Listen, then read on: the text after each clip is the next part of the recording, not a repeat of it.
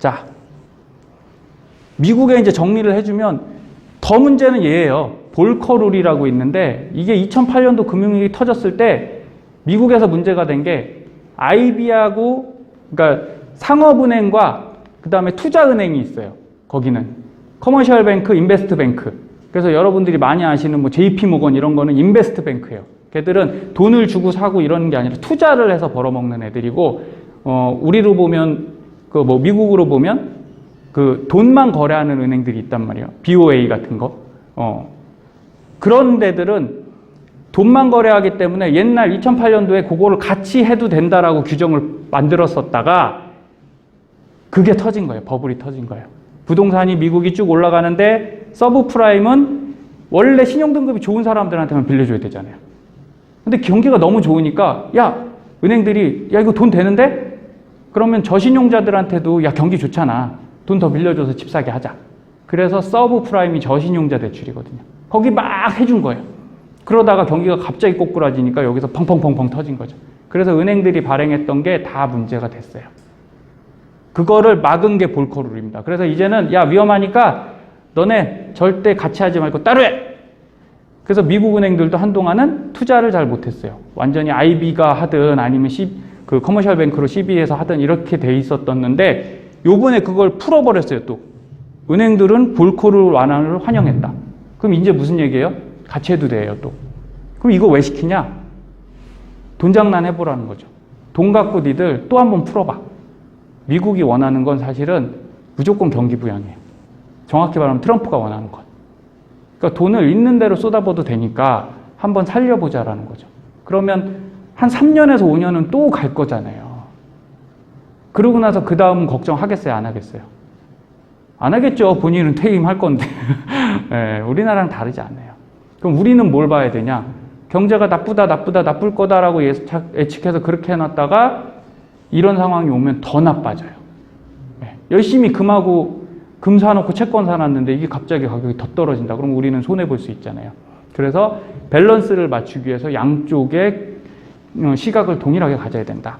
이렇게 보시면 되고요. 그럼 우리나라는 결국 이렇게 돼요. 이럴 가능성이 높아요. 금리가 이제 1%대로 들어가는 겁니다. 우리는 한 번도 이렇게 가본 적 없거든요. 그래서 안전자산은 정말 힘을 못 쓰는 상황이 되는 거죠. 안타깝지만 이게 현실일 수가 있어서 그래요.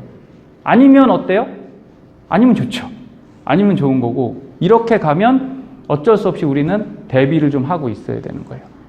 자, 여기 보시면 초저금리 때문에 수익률 2% 이하에 못 미치는 은행 예적금, 금리 확정 상품들이 다 매력이 떨어지기 때문에 앞으로 은행 가면 어떤 확률이 높냐? 더 적극적인 투자 상품, 요번에 문제됐던 DLS, DLS 원금 회복했어요. 독일 국채가 다행히 플러스로 올라와서 초기 불량, 후기 불량이 있거든요. 초기 불량은 손실로 끝났어요. 마이너스 한 40% 났는데 이건 원금 회복을 해버렸어요. 이런 게 투자예요. 그럼 그 투자한 분한테는 희비가 엇갈리는 거죠. 내가 6개월만 뒤에 투자했으면 살아남은 거고 6개월 전에 투자했으면 손실 본 거예요. 근데 은행들이 앞으로는 이런 상품들을 더 권할 수 있다는 거죠. 왜? 자기들도 어느 정도 맞춰야 되니까. 되게 애석한 건 우리 금융지주가 요번에 굉장한 흑자를 많이 냈어요. 고객들은 뭘 봤어요? 어마어마한 손실을 봤는데 그걸 팔아서 수수료 많이 받은 그 회사는 굉장히 영업실적으로 잘 냈다는 거죠. 그래서 금융회사가 절대 우리의 금융을 지켜주지 않아요. 저는 그 부분을 조금 다르게 바꾸자라고 말씀드리는 거고요. 우리는 이게 지금 문제예요. 제일 큰 문제는 가계대출이잖아요. 2,000조에 육박하는 가계대출이 문제인데 부동자금 1조 원이 1,000조 원이 지금 놀고 있어요. 우리나라에서. 네, 어디로 가지 못하고 딱히 투자할 곳이 없으니까 왔다 갔다 하고 있는 거죠. 근데 이게 한번 어디로 쏠림 현상이 일어나면, 예를 들어 주식이면 주식이 쫙 치고 올라갈 거고요.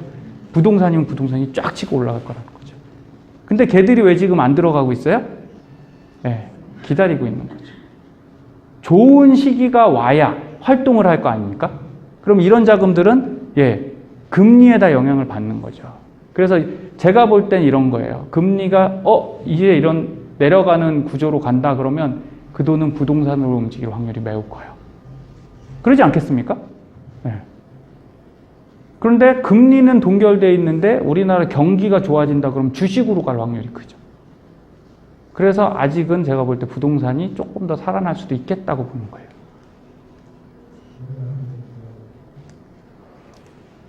중국은 뭐 비슷한 얘기니까 그냥 넘어갈게요. 이 네 가지만 보시면 돼요. 어쨌든 중국은요, 대미무역 의존도가 되게 높아서 이번에 깨졌어요. 자기가 한번 해보려고 했는데 미국에서 안 사주니까 37%에 달하는 무역 교역량에서 관세 딱 부과해버리니까 손 든 거죠.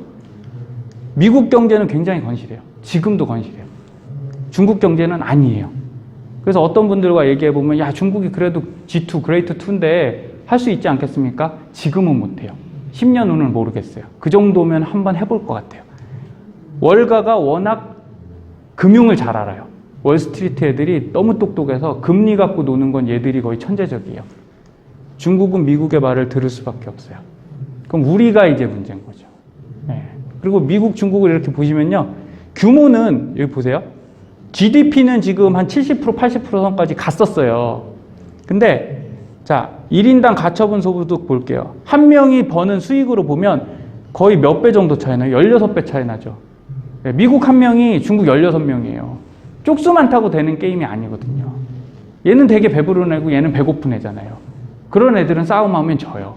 그리고 뒤에 보시면 R&D 투자도 미국은 중국에 뒤에 중국이 4차 산업을 잘 끌고 간 건요. 국가가 딴 데 돈을 안 쓰고 거기다 다 갖다 쏟아부어서 그래요.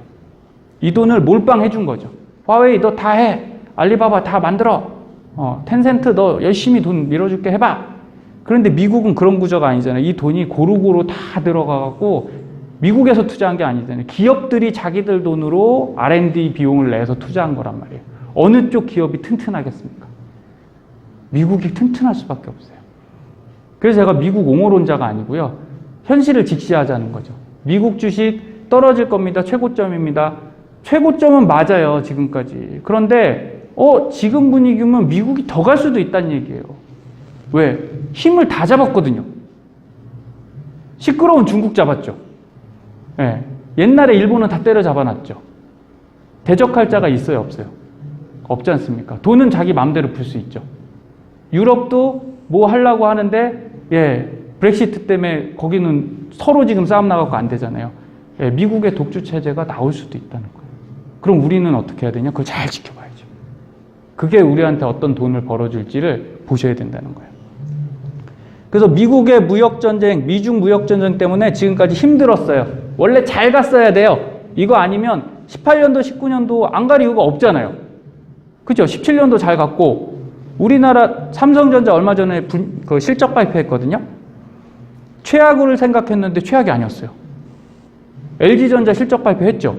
최악을 생각했는데 굉장히 잘 나왔어요. 무슨 얘기냐? 미중 무역 전쟁만 아니었으면 우리는 굉장히 좋았을 거란 얘기예요. 근데 그게 발목을 딱 잡고 계속 눌렀단 말이죠. 근데 이게 딱 해결이 되면 어떻게 되겠어요? 날아갈 수도 있어요. 쫙 치고 올라갈 수도 있어요. 근데 그러려면 어떤 거 해야 되냐? 고전에 요거 하나 제일 중요합니다. 제가 볼 땐 이게 되게 중요해요. 미국이 중국한테 순수 외국 자본으로 된 은행을 설립하라고 해서 허가가 났어요. 이건 뭔 얘기냐? 중국에는 그 다 제재 조치가 있었어요. 돈이 들어오면 중국 국가한테 다 허가를 받아야 돼요. 그래서 중국 기업이든 뭐든 투자하면 그 돈을 가져가지도 못하고 일정 기간 중국 그 정부로부터 통제를 받아야 되는데 이제 이게 이렇게 돼버리면 돈이 마음대로 들어갔다 나왔다 한다는 얘기예요. 그럼 미국이 정말 큰 돈을 중국에 쓱 집어넣어요. 투자를 해요. 그래 놓고 갚아. 이렇게 되면 그 회사들을 쓱 사올 수 있어요. 그게 저희가 언제 당한 거예요? IMF 때 당한 거예요. 제일 안타까운 건 그걸 우리가 몰라서 당했어요. 그러니까 97년도에 IMF 오는데 96년도, 97년도 경기 좋았잖아요. 날라다녔어요, 저희도. 쫙 상승 곡선에 와, 우리 이렇게 하면 잘 갑니다. 이러다가 한 방에 딱 터진 게 미국이 그걸 준비를 하고 있었던 거죠. 한국 잘 나가네? 그러면서 뭘 했어요? 금융 갖고 공격한 거예요. 그래서 중국이 우리랑 똑같은 실수한 게 한국, 일본, 중국이요 동일한 실수를 했어요. 어떤 실수를 했냐? 굉장히 미국을 따라갈 만한 제조업의 기술을 보유했음에도 불구하고 금융적 대비를 못해서 깨져버렸어요. 네, 일본도 똑같습니다. 그래서 중국도 똑같고요. 그러니까 우리는 이제 그 경험은 있으니까 이걸 잘 풀어가야 돼요. 그게 문재인 정부가 남아있는 숙제예요. 사실은 경기 부양을 하고 이게 두 번째 문제가 아니라 우리나라 자국에서 경기 부양하면 뭐예요? 우리 수출국가 아니에요? 내수국가 아니잖아요. 수출이 잘 돼야 돼요. 그럼 수출을 살리려면 내수 살려갖고는 답 없어요. 외교 정책을 잘 피고 금융 정책을 잘 펴서 환율 조정을 잘 해갖고 해외로 잘 팔 수 있는 기틀을 만드는 게 문재인 정부가 사실은 할 일이에요. 그런데 그거 하나도 못하고 있죠. 왜? 안쪽이 시끄러우니까. 그게 안타까운 거고요. 그럴 때일수록 남들이 우리 거 대신 해주지 않는 거 아시잖아요. 우리는 우리 거에 이제 충실하셔야 됩니다. 그래서